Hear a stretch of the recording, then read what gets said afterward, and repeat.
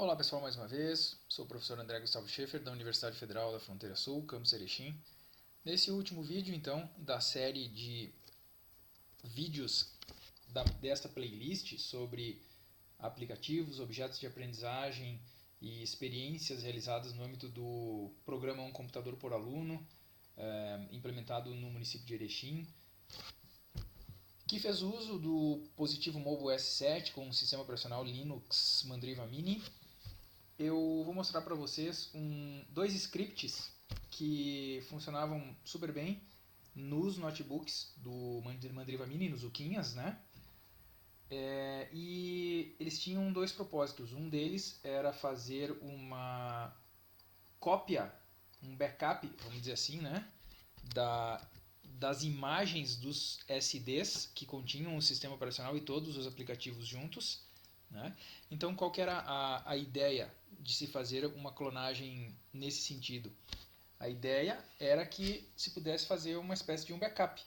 Se eu quisesse, se o professor, por exemplo, quisesse ter uma cópia de segurança de um notebook Positivo Mobile S7, né, de um dos Uquinhas em seu computador Linux, naquela época, cerca de uns 9 anos atrás, isso tudo funcionava com pelo menos os professores do município de Erechim tinham o sistema operacional Linux educacional, ainda era a versão 4.0, se eu não me engano. Então eles tinham uma alternativa, ou teriam uma alternativa, se fizessem uso desse script, né, para fazer uma cópia da imagem do SD, que continha o sistema operacional e os aplicativos do Positivo Mobile S7 em seu próprio notebook, que também é no sistema Linux, por isso tem um bash shell, né, criado um arquivo .sh, que a gente vai estar olhando para dentro dele como isso funciona. E esse cara aqui, ó, esse script também é um bash shell, né, um .sh, ao ser executado ele fazia uma cópia do SD que estava na unidade SD, seja de um notebook, seja de um Uquinha, né, e ele esperava tu retirar o cartãozinho SD e colocar um outro SD e através do comando DD ele fazia uma cópia física apagando exatamente tudo que tinha no destino e clonava, portanto, o SD, né? Então, qual que era a necessidade disso? Eu vi que isso seria necessário, não sei se isso chegou a ser utilizado, se isso foi implementado, eu sei que eu disponibilizei, porque eu fazia parte desse grupo, né? E divulguei na internet também, aquela época lá eu coloquei no meu website, então muitas pessoas aí entraram em contato comigo porque fizeram uso desse processo. Mas a ideia era muito simples. Como os SDs eram pequenos, a capacidade de armazenamento era pequena, se os estudantes em sala de aula eles fizessem uso de diferentes aplicativos, né, que funcionassem no Mandriva Mini, no Uquinha, em diferentes disciplinas, em algum momento aquele SD iria estourar a capacidade de armazenamento. Isso seria um problema, certo? Então eu visualizei esse problema e me antecipei. O que eu criei para o pessoal, né?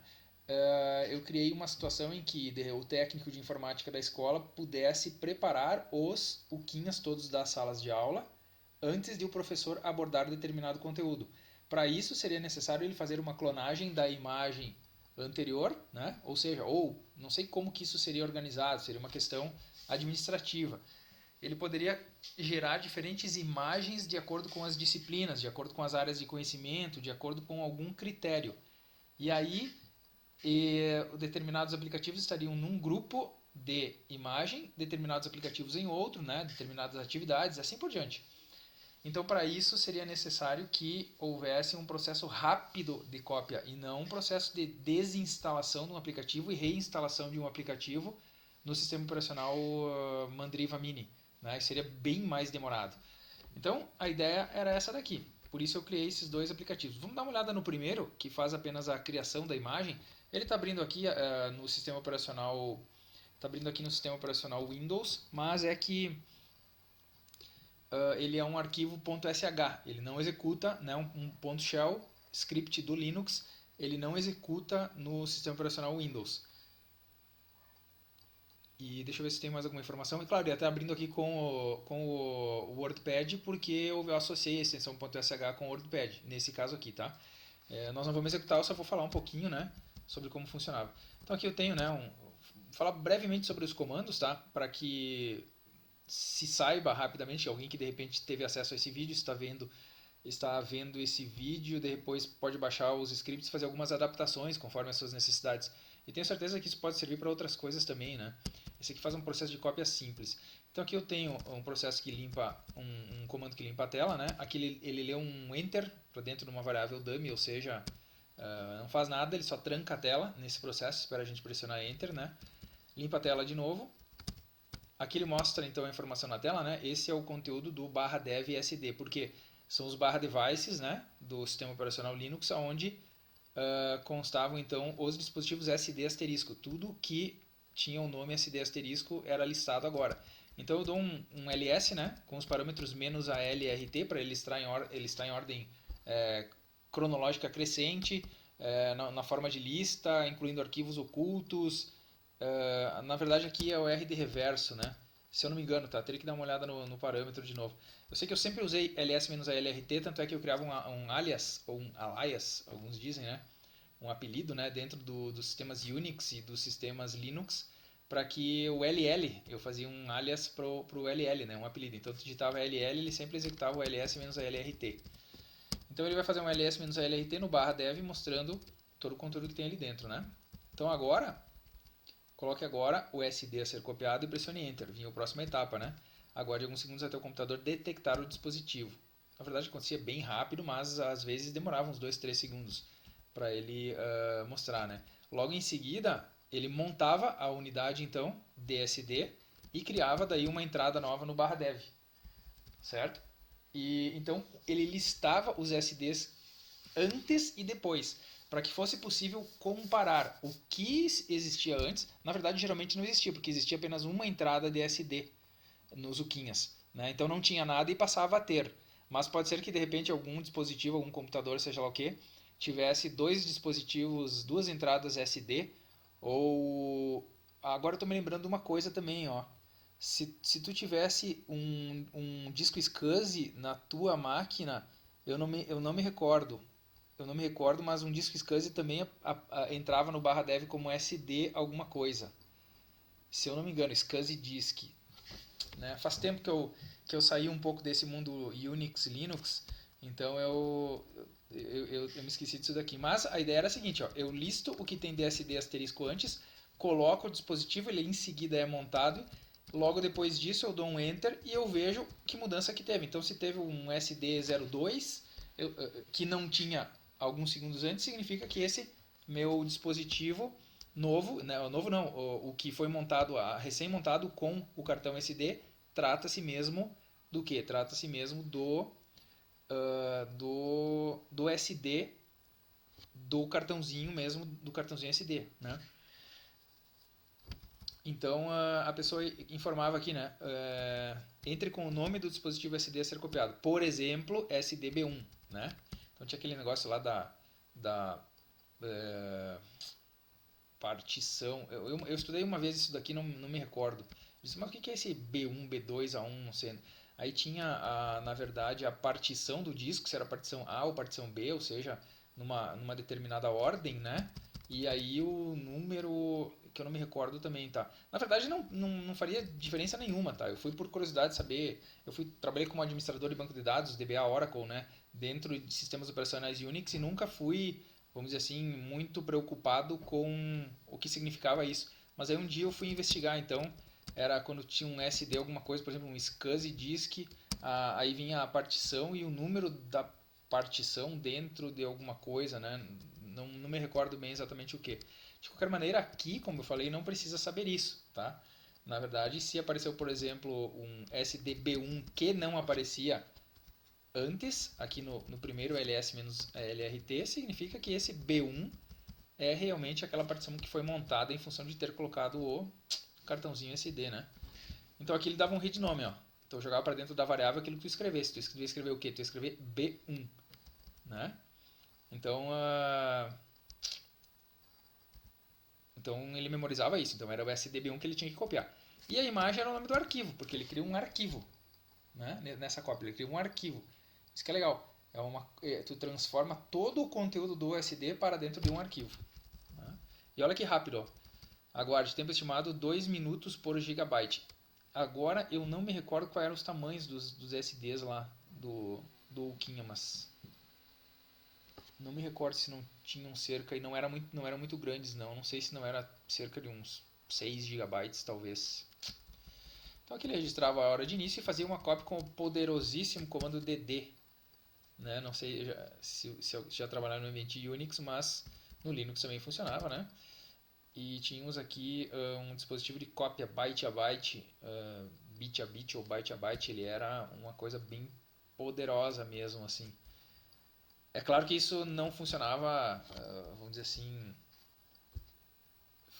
para sistemas de banco de dados, por exemplo, que faziam backups online, né? Mas o comando dd era bem utilizado, bem poderoso. Tu tinha que colocar, eu me recordo das table spaces em estado de backup, né? Tinha que se preocupar com os archive logs e tal. Aí quem trabalhou com isso deve se lembrar. Então o dd geralmente não era usado para isso, mas combinado com um processo ele poderia ser feito.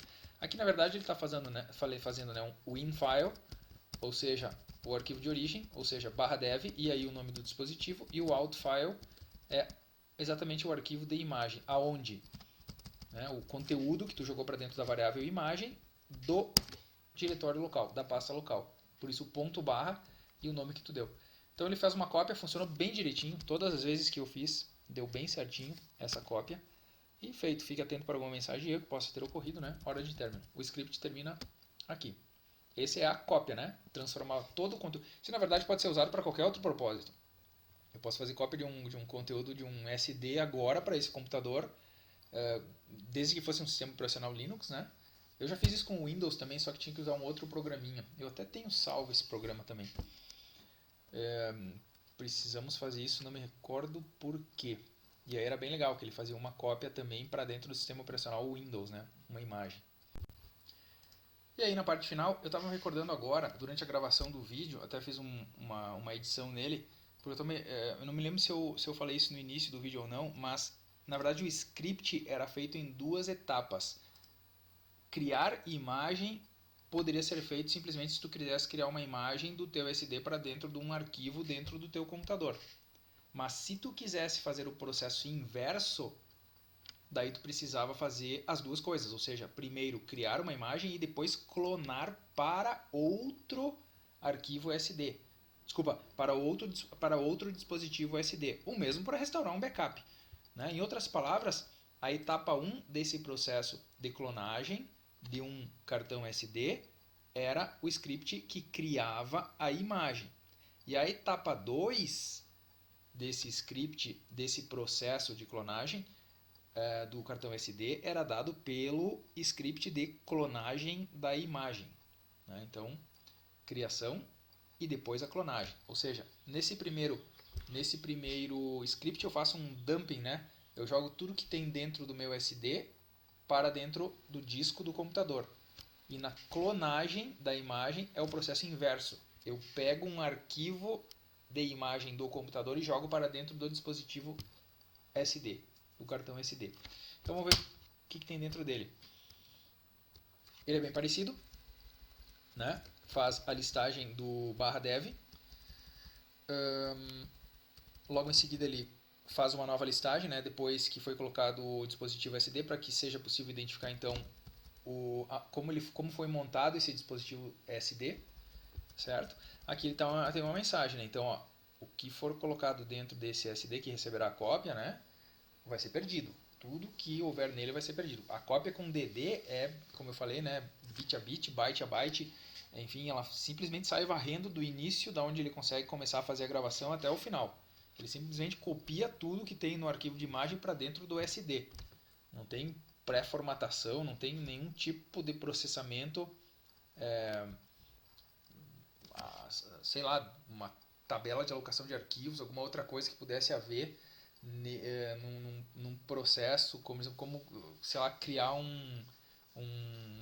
uma cópia, clonar um DVD-R, sei lá, um CDR, né, alguma coisa assim, né? Que tinha todo um processo. Aqui o DD é bem cru mesmo, ele simplesmente sai copiando. tudo que houver nele será perdido, né? E aí agora nós tínhamos então processo tempo de cópia, né? E agora o processo inverso, né? O nosso in file do DD vai ser, na verdade, a imagem. E o out file, o /dev, com o nome do dispositivo que foi montado. Logo depois que isso terminasse, né? Era feito, ficasse atento para alguma mensagem de erro que possa ter ocorrido. Na verdade, eu nunca fiz nenhum tratamento de erro nos scripts, porque nunca deu nenhum erro. Ele simplesmente copiava, eu validei, né? Como eu falei para vocês antes, várias vezes e sempre funcionou bem legal esse processo. Pessoal, esse é um vídeo curtinho. A última das coisas que eu fiz com um envolvimento um pouco mais direto, né, com o pessoal que foi responsável aqui no município pela implantação do programa Um Computador por Aluno. E de repente isso pode ser útil para alguém, seria muito legal. Dúvidas, sugestões, enfim, né, se alguém precisar de alguma alteração dentro do alcance do meu conhecimento de Shell Script, a gente pode estar interagindo pelos comentários. Obrigado pela atenção e até um próximo vídeo.